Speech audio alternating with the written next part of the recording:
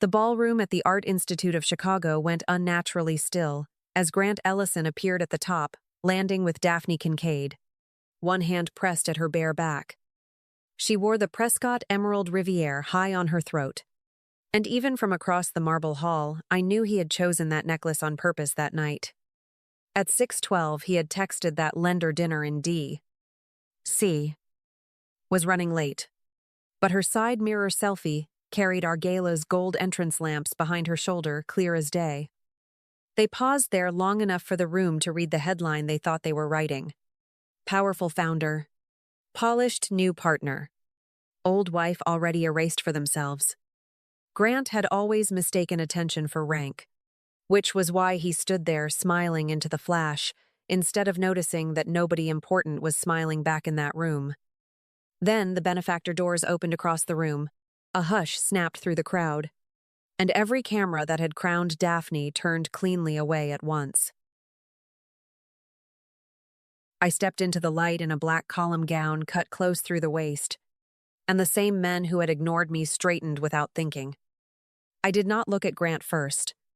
I greeted the museum chairman, touched Taryn Cole's wrist as I passed, and felt the room choose sides before dessert.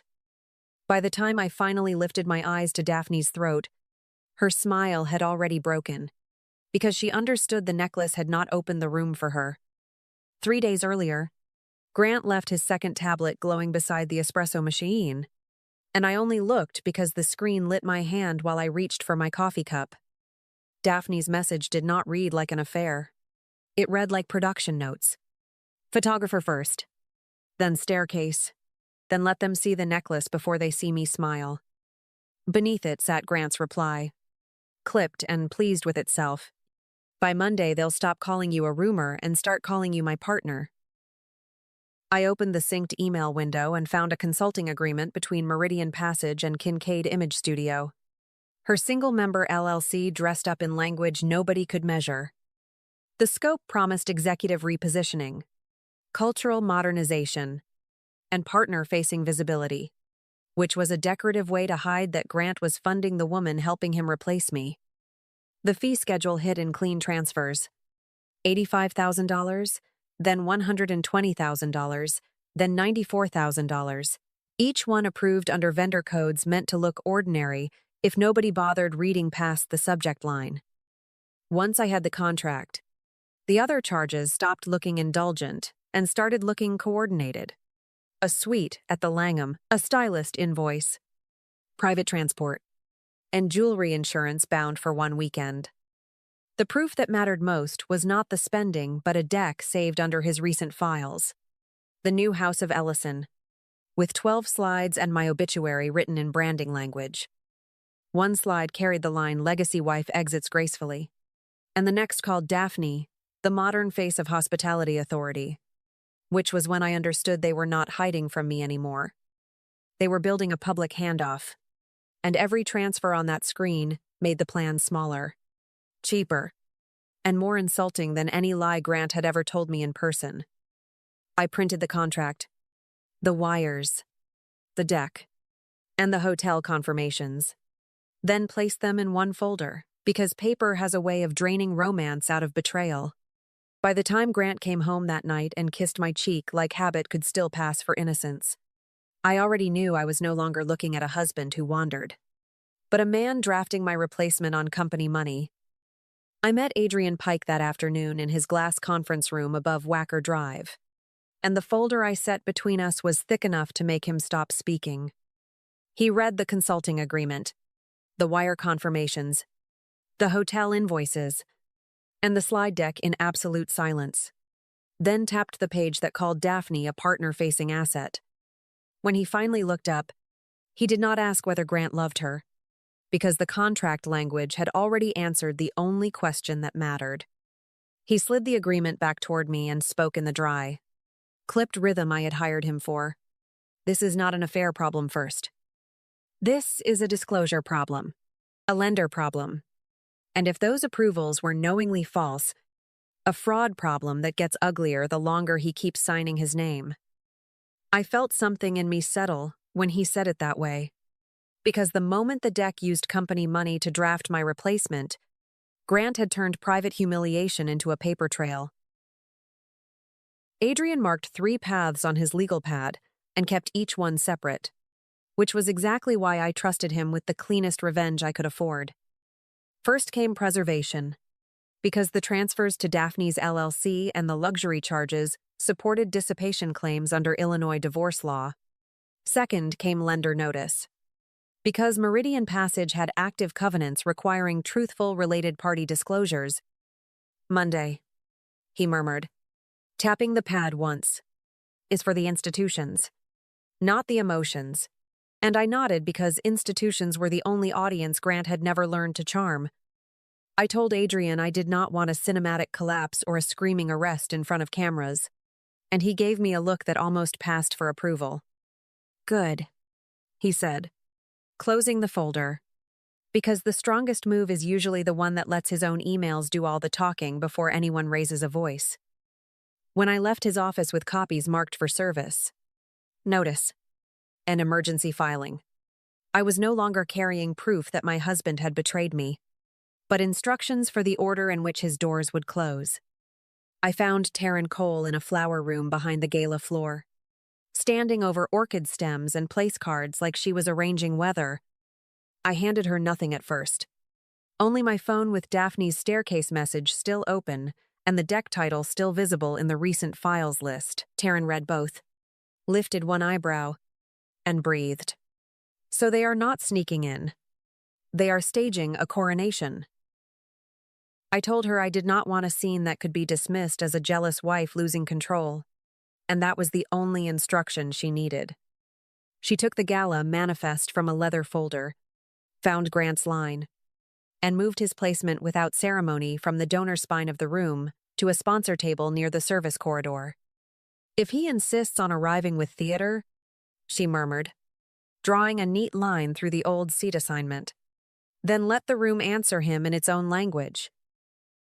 The rest of it happened in motions so small they would have looked harmless to anyone who did not understand how quickly Chicago could close around a person.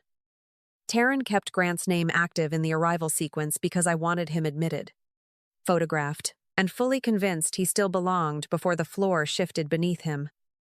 Then she passed one careful note to the press coordinator. Not gossip. Not a lie. Just the suggestion that a historic family jewel with unusual provenance might become relevant before dinner. I texted Grant at 5:41 and wished him luck with D.C., adding a polite line about representing us well if he made it back in time. He answered with a heart, which felt almost vulgar after the contract. The deck and the wire transfers were already sitting in Adrian's folder. By the time I left Taryn with the revised manifest, I knew nobody in that room would need me to raise my voice for them to understand exactly what kind of woman Daphne had agreed to become. I went to Nolan Avery's private office the next morning with Daphne's staircase message still in my phone and the revised gala manifest folded inside my bag. Nolan listened without interrupting, then unlocked the rear vault and lifted out a black case that made my throat tighten before he even opened it. Inside, on pale silk beneath the recessed lights, lay the real Prescott Emerald Riviere. The same deep green fire my mother had worn the winter. Our family stopped apologizing for surviving hard years. I had bought it back almost 2 years earlier through a Geneva intermediary, using money from my own trust. Because by then I had already stopped believing Grant's sentimental deadlines. He used to promise he was looking for it, that we wanted the timing to be perfect. But promises had become his cheapest luxury long before he started spending company money. Nolan closed the lid, rested one hand over the case, and said, "When a man wants legacy, for performance, instead of love, he usually settles for whatever can pass under bad lighting." That was when he showed me the second box. The museum-grade replica that had been pushed into the broker channel, Grant thought was discreet enough to make him clever. The workmanship was exquisite from a distance, which was exactly the point. But Nolan angled one stone toward the lamp, and the difference revealed itself at once. The real necklace held depth like a living thing, while the replica flashed back a flatter light, beautiful enough for vanity, Never enough for memory. I left his office with the real Riviere secured where Grant could never reach it, and with the kind of calm that only comes after proof replaces dread. Then I went to my fitting and chose a dress that did not beg to be desired, did not soften me for anyone's comfort, and did not try to compete with youth. It was dark, clean, severe through the waist and shoulder, the sort of dress that made people stand straighter around it because it looked like a decision. When the stylist pinned my hair back and turned the chair toward the mirror, I saw how often I had edited myself smaller so Grant could keep feeling like the largest thing in a room. I had worn gentleness like diplomacy, understatement like loyalty, and all it had bought me was a front-row seat to my own attempted replacement. By the time the final zipper closed and the room fell quiet behind me, I was no longer dressing for the marriage he meant to bury, but for the life he had failed to understand was already mine. Grant crossed the ballroom after the cameras abandoned him, carrying that brittle smile men wear when they still think humiliation is a clerical error someone else will correct. Daphne stayed half a step behind him with one hand at the emeralds on her throat, and the harder she tried to look composed, the more borrowed she looked. I was speaking with the museum chairman and 2 lead donors when Grant cut into the circle and breathed. "You look dramatic tonight, Willa." I turned to him with the same courtesy I would have given a difficult sponsor and let my eyes pass once over Daphne's necklace before returning to his face. "You look punctual for a man still in D. C," I said, and the chairman lowered his glass without blinking because everyone there had watched Grant arrive. Daphne started to insert herself, but one measured glance from me closed that door before she found a sentence worthy of the room. Grant leaned closer, trying to drag the moment into private territory, and I could smell his cologne over the museum flowers because he had dressed for triumph. "Fix this before you turn a donor night into a spectacle," he murmured, low enough to pretend civility while still demanding obedience. I answered just as softly. "You brought a false partner, a false narrative, and my family's name into this room. So do not confuse the correction with the offense." I left him there and moved toward dinner call while the room opened for me in a clean line that never once opened for Daphne. Across the floor, an usher led them past the trustee tables, past the principal donors, past the board auxiliaries, until they stopped at table 87 beside the service corridor. Daphne's expression changed first when she saw the number, because seating charts are the one social verdict no ambitious woman can argue with in public. Grant snapped that there had been a mistake, and the usher, polished to perfection, replied, "No mistake. Mr. Ellison, table 87 has been prepared for you." From my seat near the donor spine, I watched Grant decide whether to refuse the chairs and enlarge the damage, or take them and confirm the room had already judged him. He chose the chair. And when Taryn later stepped to the microphone and referenced an heirloom returning under circumstances guests could evaluate for themselves, every head turned toward table 87, not because anyone needed gossip, but because the necklace had already explained everything.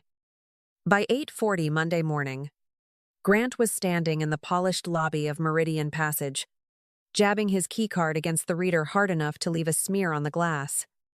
The scanner flashed red every time, and the security supervisor, already holding a printed directive from council, finally stepped forward and said, "Your access has been suspended pending board instruction." Grant stared at the badge light like repetition could change policy, then turned when I crossed the marble behind him with Adrian Pike and a sealed folder. He looked wrecked in the daylight. Still expensive. Still pressed. But stripped of the certainty that had carried him through rooms he no longer understood. "Willa, tell them this is temporary," he said, voice lowered now, because men only rediscover discretion after witnesses stop admiring them. Adrian answered before I had to. "The board met Sunday night. The lenders were notified. And your authority over company systems ended the moment the suspension resolution passed." Grant's face shifted when he heard the word lenders, because that was the audience he had always respected, more than vows. Donors, or truth. This is about optics, he snapped, trying one last time to shrink the damage into something social. You are blowing up a marriage and calling it governance. I held his gaze and said, No, Grant. The governance issue began when Meridian Passage paid Daphne's LLC under false vendor descriptions while you signed disclosure certifications that pretended she did not exist. That landed because the contract, the wire transfers, and the deck titled The New House of Ellison were already in the file Adrian carried under his arm. Grant tried to step closer, dropped his voice again, and said, Then fix the language. Say she was a consultant. Say the presentation was branding work. I did not move, because the deck had already called me a legacy wife exiting gracefully. And once a man writes your erasure into a budget line, he loses the right to negotiate tone. Adrian handed security a second envelope for records and said, almost gently, Civil exposure is already here, and the rest will turn on what your emails and invoices can support. Grant looked at me then, not like a husband, not even like an enemy, but like a man reaching for the last witness who might still lie for him.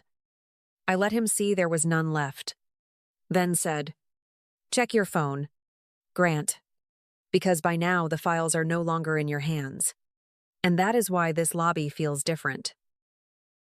I learned what happened next from Nolan Avery, because by noon Monday, Daphne had carried the Riviere into his private office, wrapped in tissue and panic. She had already left the hotel, already understood Grant's money was freezing around him, and already decided the necklace was the only part of the fantasy she could still cash out. Nolan told me she set the case on his desk and tried to sound steady when she said she needed a quiet sale. Fast wire instructions. And no questions. He opened the box, lifted the necklace once, and did not need drama because expertise is always crueler when it stays calm. He angled one stone toward the light, looked through his loupe, and told her the workmanship was fine. The finish was clever, and the piece was not real. When she pushed back with the confidence of someone who had built her whole future on what a man placed at her throat, Nolan answered with the only sentence that mattered. This is a replica. Miss Kincaid. And whoever sold it to him counted on vanity doing the rest. By the time he called me, the story had already finished itself in the cleanest possible way, because the woman who helped draft my exit had discovered she was never being welcomed in either. She had traded her name, her professional standing, and whatever dignity she still had left for a public staircase, a sponsor table, and a counterfeit promise. The necklace she thought made her visible turned out to be exactly what Grant had made of her. Polished enough for display. False, under scrutiny. And worthless the moment someone qualified finally looked closely. 3 months later, I stood in a restored gallery on Michigan Avenue with my name alone on the donor wall, and the sight of it steadied me more than victory ever could. The divorce filings had done their work. The dissipation claims were documented. The separate property was protected, and every page Adrian filed kept emotion tied to proof instead of performance. I no longer woke to a glowing screen on the kitchen counter or measured my first breath of the day against whatever lie Grant might need me to absorb before breakfast. The Prescott Emerald Riviere remained locked in my vault, not as a trophy, but as evidence that I had once waited for devotion to return something I was capable of reclaiming myself. Meridian Passage moved on without Grant. The city's donor circuit moved on without Daphne. And Chicago did what serious American cities always do with people who confuse access with belonging. What stayed with me was quieter than revenge and stronger than relief, because once the contract, the wire transfers, and that deck had shown me exactly how cheaply he priced my exit. I stopped mistaking endurance for love. I put my energy back into the work that had always been mine. Building a new fund for women-led design apprenticeships and walking into rooms where nobody introduced me as somebody's wife. Peace turned out to be practical before it felt poetic. A full night of sleep. A clean table. A locked door. A calendar that did not bend around a man's appetites. I had not kept my husband, but I had kept my judgment, my family name, my financial footing, and the part of myself that finally understood smallness was never the price of being loved well. If this story stayed with you, thank you for sitting with it all the way to the end and letting me tell it in my own voice. Sometimes, losing the relationship you fought hardest to protect is the exact moment you begin protecting your peace, your future, and your real life. If a part of this felt familiar, I hope you leave this story remembering that calm is not emptiness, and that the right love never asks you to disappear so it can shine.